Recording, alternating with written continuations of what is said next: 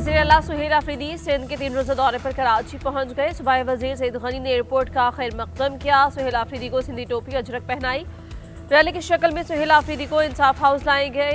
दौरे के दौरान वज़ीर आला केपी की सियासी सरगर्मियां भी शेड्यूल। कराची प्रेस क्लब में मेट दी प्रेस से खिताब करेंगे। वज़ीर आला सिंध मुराद अली शाह के साथ मुलाकात भी शेड्यूल है। सियासी रहनुमाओं, वकला और ताजी तंजीमों से मुलाकातें भी होंगी। बाग़ जिना का दौरा, जलसे के मकाम का जायजा लेंगे। 11 जनवरी को बरोज़ इतवार जिना ग्राउंड में जलसे से खिताब करेंगे। PTI सिंध का कहना है तमाम प्रोग्राम शेड्यूल के मुताबिक मुनाक़िद किए जाएंगे।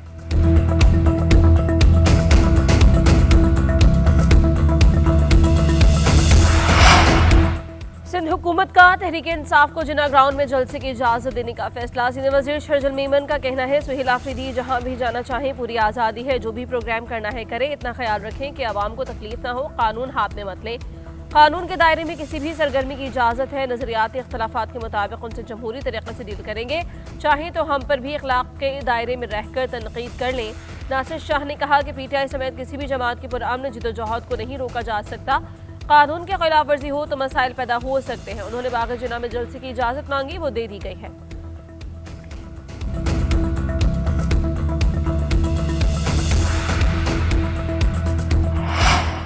हुकूमत मुज़ाकरात के लिए आमादा है। मुज़ाकरात में रुकावट PTI के अंदरूनी ग्रुप है। एक ग्रुप हुकूमत और दूसरा एस्टैब्लिशमेंट से मुज़ाकरात चाहता है। वफाकी वज़ीर तारिक फजल चौधरी ने कहा कि PTI का नस्फ़ हिस्सा मुज़ाकरात की मुखालफत कर रहा है।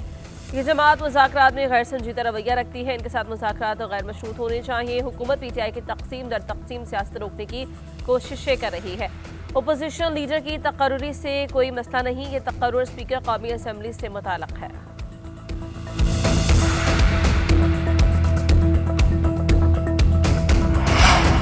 PTI का लदम TTP का सियासी विंग है। PTI वालों पर कभी दहशतगर्द हमला नहीं होगा क्योंकि ये खुद इनकी सहूलतकारी करते हैं। वफाकी वज़ीर इत्तलात अता ने कहा TTP पाकिस्तान के दुश्मन है, इसे नेस्तो नाबूद करेंगे। कौम जो खमियाजा भुगत रही है उसके पीछे तहरीक इंतशार है। फील्ड मार्शल आसिम मुनीर की क़यादत में फौज ने कामयाबी के झंडे गाड़े। जिस तरह फ़ज़ाइया ने दुश्मन के जहाज गिराए उस पर तो इंटरनेशनल सर्टिफिकेशन होनी चाहिए।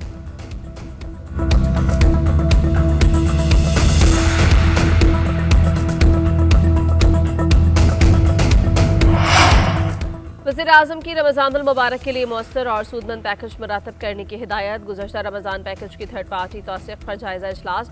मुस्तनद ऑडिट इदारे की जानिब से मुस्बत रिपोर्ट पर मुतल्लिक़ा इदारों की सताइश। शहबाज शरीफ ने कहा कि यूटिलिटी स्टोर्स के जरिए माली बेज़ाब्तियाँ, बदनज़मी, इस्तेहसाल ख़त्म करके शफाफ निज़ाम बनाया। तमाम इदारे पिछले साल से भी ज़्यादा मौसर सिफारिशात दें। गरीबों और सफ़ेदपोशों की माली मुआवनत समाजी आसूदगी अवलीन तरजीह है। जेम सेक्टर में इस्लाहात और आलमी तकाज़ों के मुताबिक हम आहंग करने के लिए पॉलिसी फ्रेमवर्क की भी मंजूरी दे दी गई।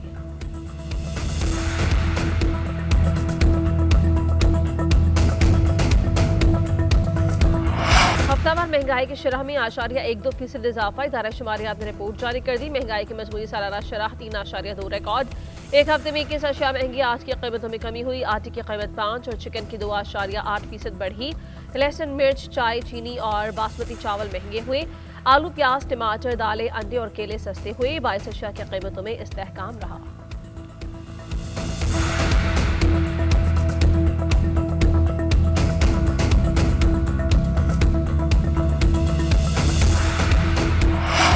FIA की महकमाना कार्रवाई। 19 अफसर और अहलकार बर्खास्त। मुलाजमीन पर करप्शन, इख्तियार से तजावुज़ और गफलत का इल्ज़ाम साबित। FIA हुकाम के मुताबिक इंस्पेक्टर मारिया न्याज गैर कानूनी तौर पर सरकारी रिहाइशगाह पर काबिज थी, बर्खास्त किया गया। सब इंस्पेक्टर काशिफ रियाज को गैर कानूनी आज़ा फरोशी में तहफ़्फ़ुज़ देने पर बरतरफ किया। सब इंस्पेक्टर तसद्दुक़ और अहमद वक़ार पर गैर कानूनी छापे, नाक़िस इंक्वायरी पर फारिग। कांस्टेबल आसिफ को गैर कानूनी छापे मारने और भत्ताखोरी पर फारिग किया। टेक्निकल असिस्टेंट इनायतुल्लाह गैर कानूनी इमिग्रेशन क्लियरेंस पर मुलाजमत से फारिग और इंस्पेक्टर अरसलान और इदरीस को रिश्वत मांगने पर निकाला गया।